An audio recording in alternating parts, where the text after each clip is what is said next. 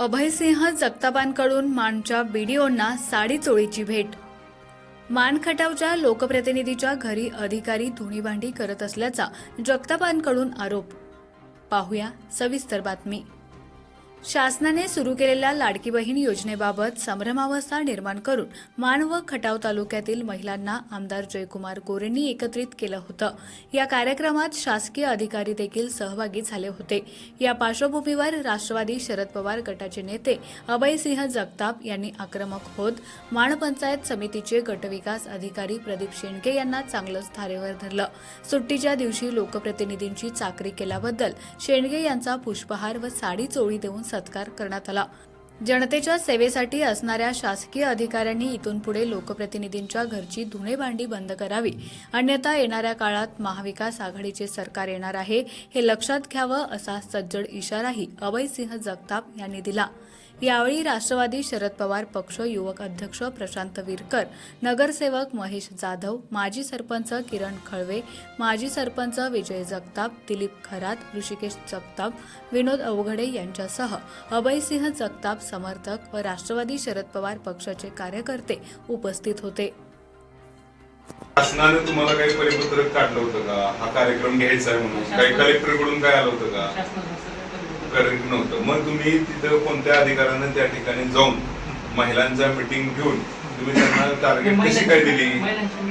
तुम्ही बचत गटवाल्यांना टार्गेट दिली होती, छोट्या गावांना 100, मोठ्या गावांना 250 हे टार्गेट तुम्ही नाही म्हटला आणि महिला सुद्धा तुमच्या कॅमेऱ्यासमोर कबूल करत नसल्या तरी तुम्हाला माहिती आहे तुम्ही तहसीलदार प्रांत मसोडच्या कार्यक्रमाला 10 वाजल्यापासून उपस्थित होता की नाही?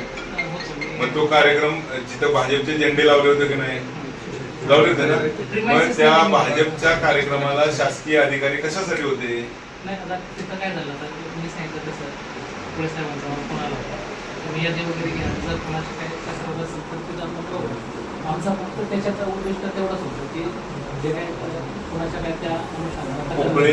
उपळे हे कुठल्या समितीवर आहेत? शासकीय समितीवर असणे त्यांना तुम्हाला इन्स्ट्रक्शन द्यायचा अधिकार दिलाय का सरकारनं? आता समितीच्या अनुषंगाने फक्त तो विषय आता त्याच्यात त्यांना मीटिंग वगैरे घेण्यासाठी म्हणजे शासनाच्या संस्थांनुसार त्या अधिकारांना किंवा त्या पण त्यांनी तुम्हाला असं लिखित दिलं होतं का महिला गोळा करा म्हणून? नाही, त्यांनी तोंडी सांगितलं याचं नव्हतं, फक्त त्या दिवशी त्या दिवशी उपस्थिती नोंद करायला त्यासाठी तुम्ही हजर नाही राहिला? मी उपस्थित काय याचा उद्देश त्या दिवशी सांगितलं तुम्ही या तालुक्याचे बीडीओ आहात, तालुक्याचे तुम्ही एक पदाधिकारी आहात, तुम्हाला एवढं जाणीव पाहिजे की आपण एका पार्टीचे नोकर नाही, या आमदारांचे नोकर नाही, आपण शासकीय नोकर आहोत। मी एका पार्टीचं काम कसं काय करू शकता? मला तुम्ही एकदा शेवटचा इशारा आहे आमचा, इथून पुढे आम्ही बघतोय तुमच्याकडे, सगळा तालुका बघतोय आणि येणारं सरकार महाविकास आघाडीच्या लक्षात ठेवा। जर काही तर शासकीय पैसे घेऊन आमदारांच्या घरचं नोकर असल्यासारखं तुम्ही जर काम केलं तर त्याचे परिणाम तुम्हाला भोगावे लागतील आणि तुमची डिपार्टमेंटल इन्क्वायरी करावी अशी मी सरकारला विनंती करेन आणि त्याला तुम्ही स्वतः जबाबदार असाल। धन्यवाद। आज दैवडी पंचायत समितीमध्ये आम्ही बीडीओ कार्यालयाला भेट दिली। हे बीडीओ खऱ्या अर्थानं शासनाचं काम करतात, त्या आमदारांच्या घरचे नोकर आहेत हे विसरलेले आहेत। या 3 जे मोठे महिलांचे कार्यक्रम झाले त्या महिलांच्या कार्यक्रमामध्ये बीडीओने स्वतःच कबूल केलं की मी यादी घेऊन बाहेर बसलो होतो लाभार्थींची, म्हणजे हे लोक महिला गोळा करण्याचं काम करत होते। हा काही शासकीय कार्यक्रम नव्हता, हे भाजपचे झेंडे लावून भाजपच्या पक्षाचा कार्यक्रम होता आणि या कार्यक्रमासाठी या बीडीओंनी महिलांच्या बचत गटांच्या प्रमुखांच्या म्हणजे सीआरपींच्या, अंगणवाडी सेविकांच्या आणि आशा वर्कर यांच्या मीटिंग घेतल्या आणि त्यांना मीटिंग घेऊन टार्गेट दिले होते की या महिला गोळा करून आणा। त्यांना याद्या दिल्या होत्या आणि त्यांना सांगितलं होतं की या राजकीय कार्यक्रमासाठी महिला गोळा करून आणा आणि ह्या याद्या घेऊन हे बीडीओ स्वतः सकाळी 10 वाजल्यापासून मसवडच्या कार्यक्रमामध्ये बाहेर उपस्थित होते आणि चेक करत होते की सर्व महिला आल्या की नाही आल्या। म्हणजे ही परिस्थिती या मान खटावची आलेली आहे।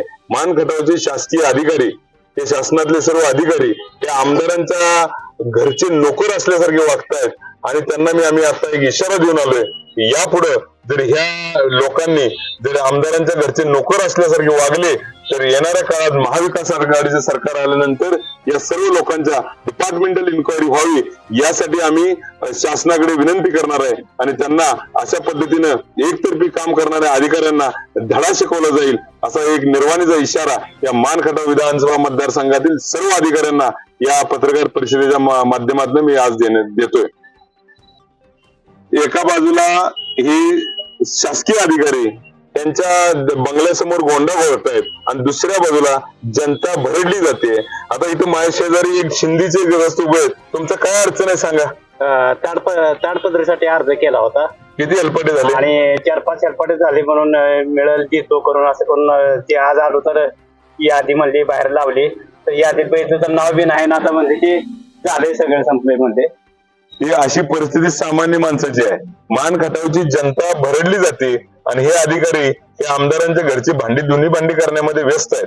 तर जनतेने हे तर लक्षात ठेवा, हे शासनाचे पैसे घेणारे अधिकारी हे जर शासकीय काम करत नसतील तर त्यांना आपण सगळे मिळून वेळीच धडा शिकवला पाहिजे. अन्यथा या मान खटावचा विकास हा कायमस्वरूपी असाच खुंटलेला राहील.